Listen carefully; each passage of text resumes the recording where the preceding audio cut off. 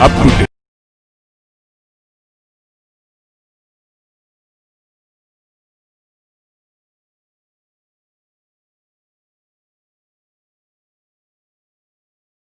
अब मैंने आपसे बोला कि हमको 4 प्लैनेट के बारे में बात करनी है और इसीलिए जो हमारा ट्रीटमेंट होगा वो भी 4 प्लैनेट से लिंक होगा।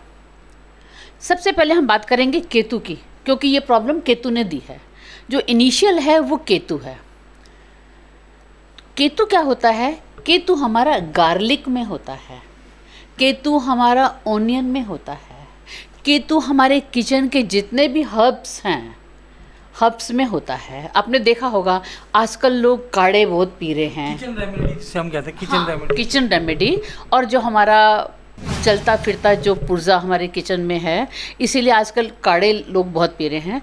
काली मिर्च में है, लहसुन में है, और हमारी जितनी सिट्रिक होती हैं जिसको विटामिन सी बोलते हैं, नींबू में है, आपका आंवला में है। तो जितने भी इस तरह की चीज़ें हैं ये सब केतु है। तो हमें केतु की ये रेमेडी करनी है। अगर हम इन चीज़ों का ये सेवन कर रहे हैं तो इससे क्या होगा, जिसको आजकल लोग बहुत चर्चित शब्द हो गया है, इम्यून सिस्टम, कि ये इम्यून सिस्टम, ताकि जो प्रॉब्लम होगी उससे हम लड़ सकें, क्योंकि जो भी कुछ है हमारे अंदर है।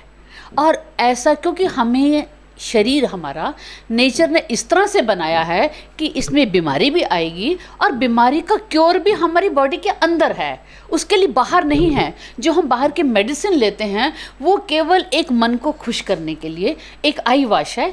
अदरवाइज़ हमारी जितना हमारे शरीर का हमारा सिस्टम ऐसा बना है कि अपने आप ही नेचर उसको क्योर कर देती है। अब कोई गाय है, भैंस है, जानवर है, उनको कौन ट्रीटमेंट दे रहा है? वो बेचारी खुद ही कुछ एक दिन में ठीक हो जाती हैं। तो इसलिए ये सब जो चीज़ें जो कि हमारे नेचर का पार्ट है, अगर हम इसको लेंगे, ये हमारा केतु है। अब अगर राहु की बात करें तो राहु हमारा कोकोनट में होता है, लेकिन मैं आपको आज एक ऐसी रेमेडी बताऊंगी जो राहु और केतु दोनों की कंबाइंड रेमेडी होगी। और उस रेमेडी के बारे में अगर आपको ऐसा लगता है कि आपके बच्चे नहीं कर सकते, तो वो रेमेडी अगर खुद भी आप करते हैं बच्चों का नाम लेकर, तो आप यकीन मानिए ना, आपके बच्चों को जिस के बारे में भी सोचेंगे उसको कोरोना नहीं होगा। अब मैं राहु केतु की रेमेडी से पहले अब मैं आपको पहले रेमेडी बताऊंगी बृहस्पति की। बृहस्पति, मैंने आपको बोला कि ऑक्सीजन है। तो हमें क्या करना है, अगर हम बाहर पार्क में नहीं जा सकते तो हम घर के अपनी बालकनी में, ऐसी जगह जहाँ पे हमें ऑक्सीजन आए, एक शुद्ध हवा आए, जहाँ पेड़ पौधे सब हों, आपको वहाँ बैठना है। कुछ देर डेली बैठना है और वहाँ बैठ के प्राणायाम करने हैं, ताकि मैक्सिमम अधिक से अधिक ऑक्सीजन आपके अंदर जाएगा। आप इनहेल करेंगे, आपके फेफड़े स्ट्रांग बनेंगे। अब आप मुझे ये बताएं, हमारे कितने लाखों लोगों को कोरोना हुआ, लाखों हमारे टेस्ट हो रहे हैं, लेकिन डेथ तो हमारी इतनी नहीं हो रही। डेथ का जो परसेंटेज बहुत कम है। और जो डेथ का हमारी हो भी रही हैं, ये वो हैं जिनको या तो पहले से ही कोई ना कोई प्रॉब्लम थी। किसी को हार्ट की प्रॉब्लम थी, किसी को बीपी था, किसी को शुगर था, किसी को अस्थमा था, किसी को थायराइड था, किसी को कैंसर था। यानी ऑलरेडी उनका जो बॉडी थी उसमें कोई ना कोई डिफेक्ट था और बदनामी मिल गई कोरोना महाराज को। उनकी डेथ वैसे भी होनी थी। आप यकीन नहीं मानेंगे, जितने भी हमारे दिल्ली के शमशान घाट हैं उनका जो डाटा है, उनका डाटा लीजिए, और वो ये बताते हैं कि पहले रोज़ जितनी डेथ होती थी अब उससे कम डेथ हो रही हैं। जितना डेथ का, देखो जब इंसान पैदा हुआ है तो वो तो मरेगा, और रोज़ हमारा आप ये समझिए कि 2.5 लाख डेथ तो दुनिया में केवल सोए सोए हो जाती हैं डेली। इसके अलावा जो डेथ होती है वो अलग। तो जो डेथ जिसकी हो रही है वो एक नेचुरल प्रोसेस है, उसको आप कोरोना से एक तो लिंक मत करें। लोग कोरोना से लिंक कर रहे हैं इसलिए उनको दहशत हो रही है। लोग देखते हैं इतने लोग मर गए, अगर ये उनको तो पहले से प्रॉब्लम थी, उनका ये सिस्टम पहले से ही वीक था। इसीलिए हमको अपने सिस्टम को स्ट्रॉन्ग बनाना है, हमको प्राणायाम करना है, डेली प्राणायाम करना है, जिससे कि हम बृहस्पति महाराज को खुश करें, ऑक्सीजन को इनहेल करें। अधिक से अधिक इनहेल करेंगे तो हमारा अंदर सिस्टम ठीक होगा। अब नेक्स्ट आपको रेमेडी करनी है मून की, क्योंकि हमको डर है, हमको बाहर जाने से डर है, हमको किसी से बात करने में डर है। हमने इस डर के उसमें अपने सब रिश्ते ख़त्म कर दिए, हमारा सोशल बिल्कुल जीरो हो गया। और इस सिर्फ क्योंकि कोरोना है इस चक्कर में हम लोग अपने कामकाज हमारे छूट गए। तो हमारी सारी जो ज़िंदगी है, हमारा जो इकोनॉमी भी हमारी इसीलिए ख़राब हो गई कि चारों तरफ भुखमरी, बीमारी, बेरोज़गारी और दूसरों के आगे लाचारी। तो उससे जो एक मन में इतना भयानक असर पड़ा कि हमारे डिप्रेशन बढ़ रहे हैं। लोगों के घर में मुझे सुनने में आता है डोमेस्टिक वायलेंस इतना बढ़ गया है, और इसकी वजह से सुसाइड वगैरह ये सब बातें हो रही हैं। तो ये क्या मतलब है, ये हमारा मून खराब हो गया है। अब आपको मून की रेमेडी क्या करनी है, आपको 10 मिनट तो प्राणायाम करना है, जुपिटर को खुश कर दिया, और 5 मिनट आपको मेडिटेशन करना है।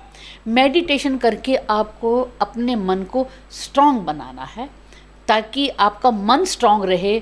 बाहर तो आंधी भी चलेगी, तूफान भी चलेगा, लेकिन सारे पेड़ तो नहीं गिरते, वो थोड़े से ही पेड़ गिरते हैं जो कमज़ोर होते हैं।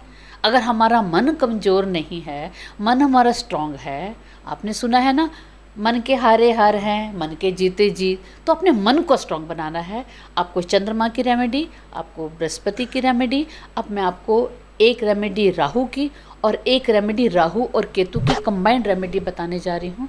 और अगर इस रेमेडी को आप करते हैं, मेरा आपसे ये रिक्वेस्ट है, इसको अधिक से अधिक आप शेयर करेंगे लोगों से, ताकि जो लोगों में दहशत है वो ख़त्म होगी। राहु के लिए आपको रात को सोते समय जहाँ आप सोते हैं बेड के पास पानी रखना है। वो पानी होगा जो आपने पीना नहीं है, जो आप पीते हैं उसके अलावा एक्स्ट्रा पानी होगा, और उस पानी को कवर नहीं करना, ऊपर से ऐसे ही वो पानी रहेगा, और वो पानी रात भर आपके पड़ा रहेगा। सुबह जब आप उठेंगे उस पानी को आपने किसी प्लांट में रखना है, किसी प्लांट में आप डाल देंगे। ये आपकी राहु की सबसे बड़ी रेमेडी है। मैं आपको वो रेमेडी बता रही हूँ जिसमें आपको पैसा खर्च नहीं करना, आपको कोई मंत्र नहीं पढ़ना, आपको किसी पंडित जी के पास नहीं जाना, आपको कोई पूजा नहीं करानी, आपको कोई सड़क पे कोई कर्म कांड नहीं करना, इस तरह का ऐसा कोई काम नहीं। और वो सब चीज़ें जो हर किसी के घर में होती हैं वही रेमेडी करनी है, और उसके बाद आपको उसमें फेथ रखना है। आपने बृहस्पति की रेमेडी भी कर ली, राहु की भी कर ली, और आपने केतु की भी कर दी। जो मैंने आपको बताया कि आपने गार्लिक लेना है, दोबारा से बता रही हूँ, अदरक लेना है, काली मिर्च लेनी है, आंवला लेना है, नींबू लेना है, और प्याज खाना है रोज़।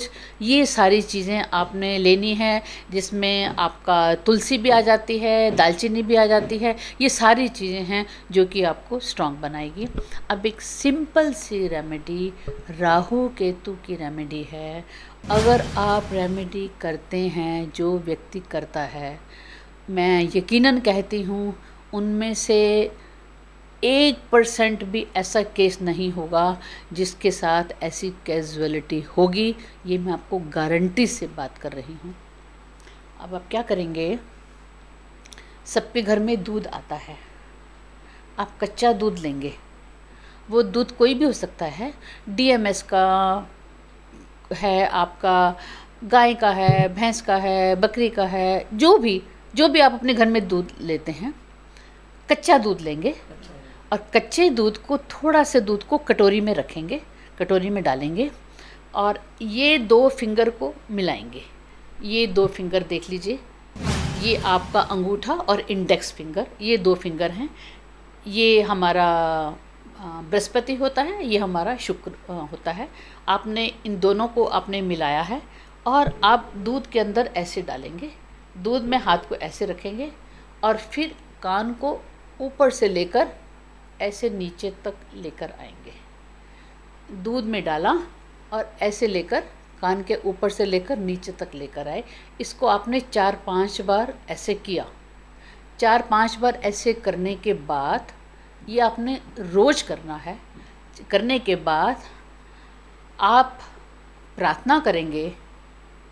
किससे प्रार्थना करनी है ये आपके ऊपर है। मैं आपको राहु केतु का मंत्र बता सकती हूँ, लेकिन मेरा ये मानना है कि राहु केतु के मंत्र संस्कृत में हैं। ये उस समय बने थे जब केवल भाषा संस्कृत की ही थी, लेकिन हमारे प्लैनेट तो सारी भाषा समझते हैं, इसलिए ऐसा कोई ज़रूरी नहीं है कि आपने वो मंत्र का उच्चारण ही करना है, क्योंकि प्राय लोग उच्चारण गलत कर लेते हैं। आपको कोई भी भाषा आती है, आप हिंदी में, पंजाबी में, उर्दू में, जो भी आपकी लैंग्वेज है, बंगाली में, आपने तमिल में, किसी भी लैंग्वेज में आपने उनको ये कहना है कि आप मेरे घर से, मेरे घर में कोरोना को ना आने दें, मुझे कोरोना से बचाएं।